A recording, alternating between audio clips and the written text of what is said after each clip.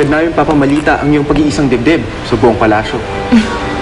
Sa itong malaking piging na dadaluhan ng mga ibang kilalang tao dito sa Fantasia. Salamat po. Pero pwede po bang putulin muna natin yung usapan?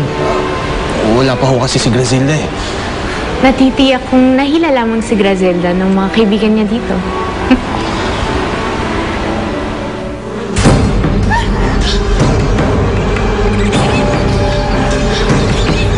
Nakasaktan!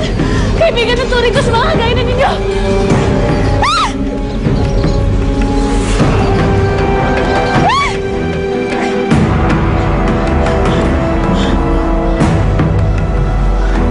Welcome, Grazilda. Pero, Cindy, nakatawid kayo ng Fantasia. Kami na ang pinakamakapangyarihan dito sa Fantasia. Nang dahil dito, Yan ang basto na ninakaw ni Fabiola kay Fairy Godmother. Paano napunta sa iyo yan? kinuha ko. Kaya wala ka ng taka sa akin. Hindi. Ibalik mo yan kay Fairy Godmother. Walang ibang maaaring magmayari niya kung hindi siya. Ba! How dare you! Huwag mo akong pangunahan sa mga kapangyarihan ko, ha?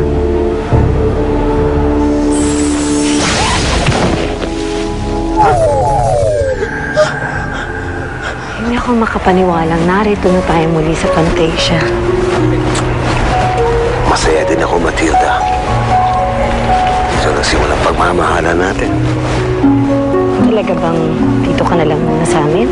Paano si Cindy? Gusto ko nga sanang pakiusapan si Fairy Godmother kung maaari.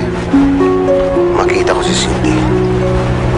Pero huwag mo isipin yan. Ang mahalaga, magkasama tayo ulit ni Grazilda.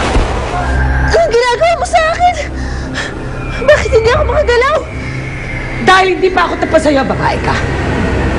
Balita ko, prinsesa na sa Fantasia si Cinderella. Dahil prinsesa na siya ngayon, ikaw naman ang ipapalit ko sa pwesto niya.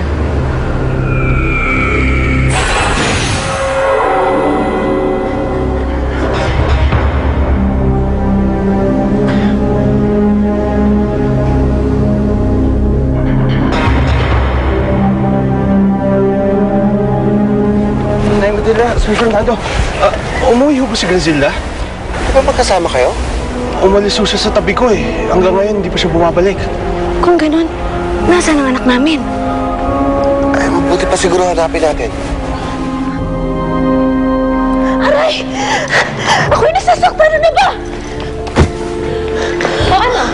May Cinderella bang senyorita? Maglinis ka! Wait! Wala ka naman pala magagawa rito. Hindi problema yan. There! Do you like it?